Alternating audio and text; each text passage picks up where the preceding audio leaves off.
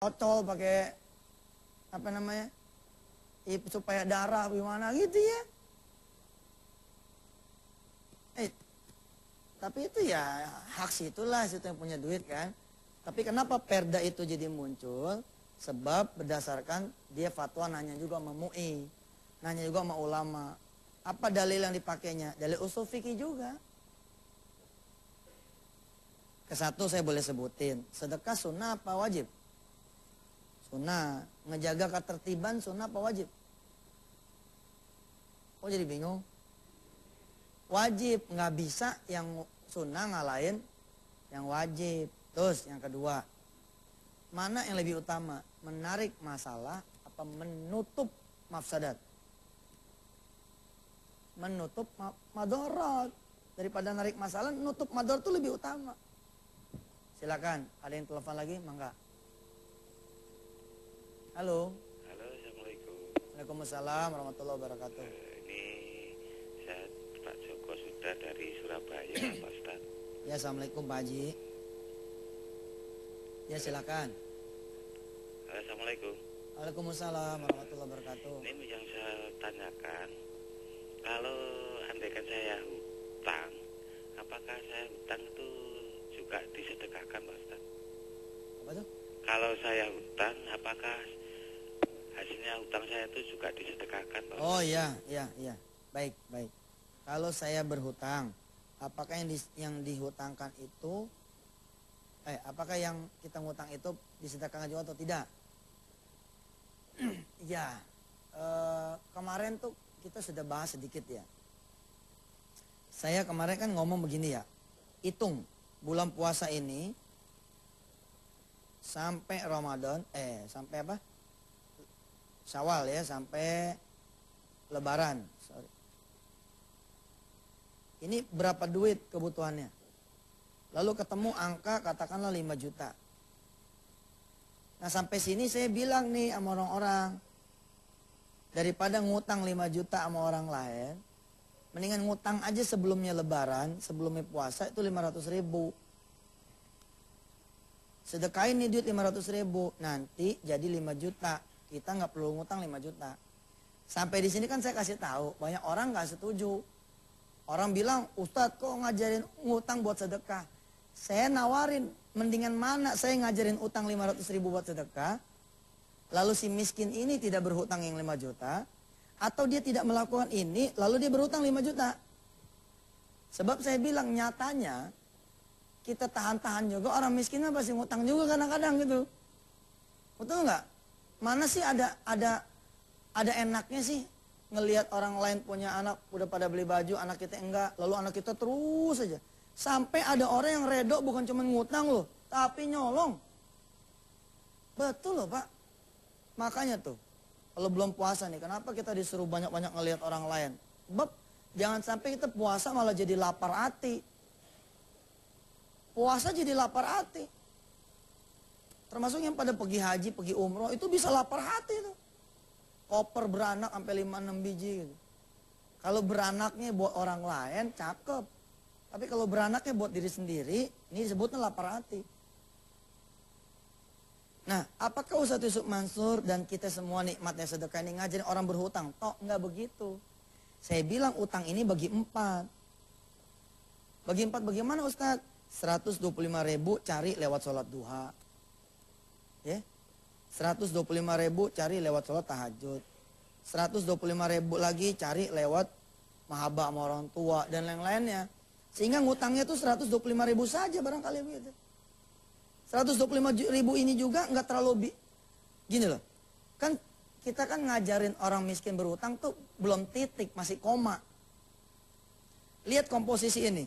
Ketika kita mengajarkan orang-orang yang nggak punya duit untuk berhutang 125 ribu, kita kasih tahu ada jalan lain supaya enggak juga ngutang. Gimana jalannya? Kasih tahu aja orang-orang yang punya duit ladang amal. Umpama ada anak yatim, ya di ujung gang. Kita kasih tahu orang-orang, saya mau silaturahmi ke ibu itu punya anak yatim, mau nitip enggak? Lalu orang-orang nitip, ada yang cemban, ya, ada yang noban, 10 ribu, 20 ribu. ada yang 50.000. Lalu duit sedekah mereka genap 150.000, khalas. Sedekah orang lain jadi sedekah kita. Betul nggak?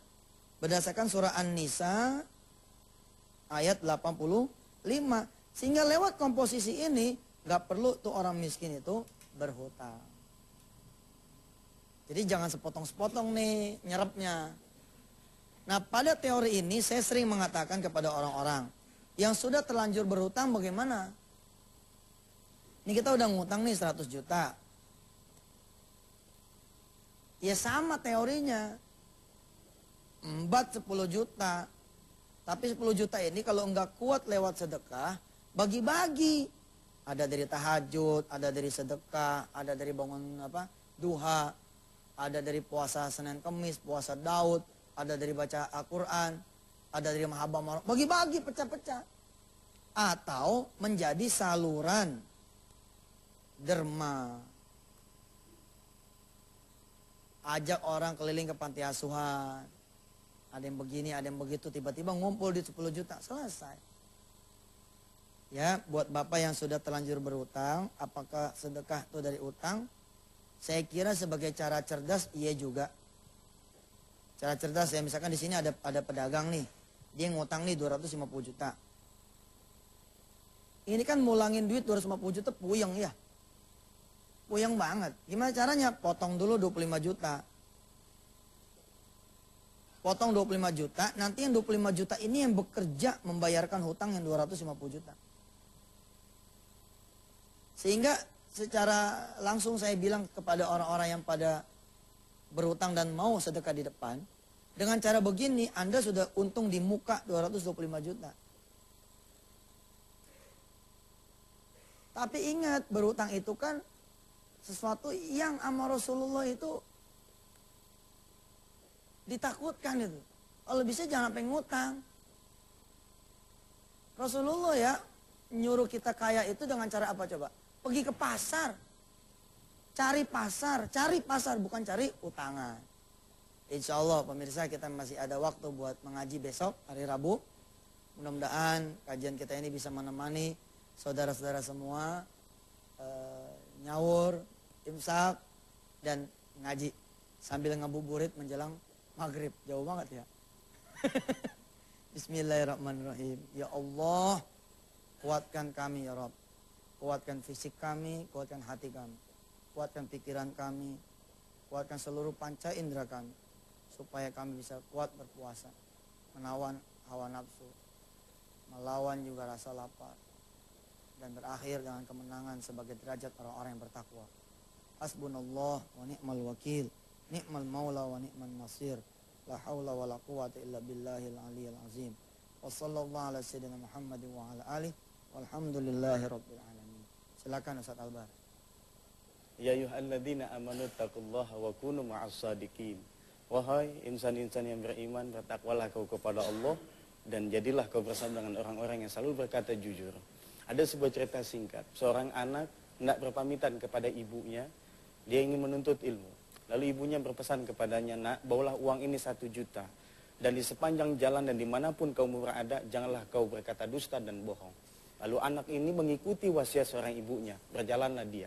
Ketika di tengah jalan, anak ini dirampok. Lalu sang rampok itu berkata kepada dia, hai anak kecil, kau bawa apa?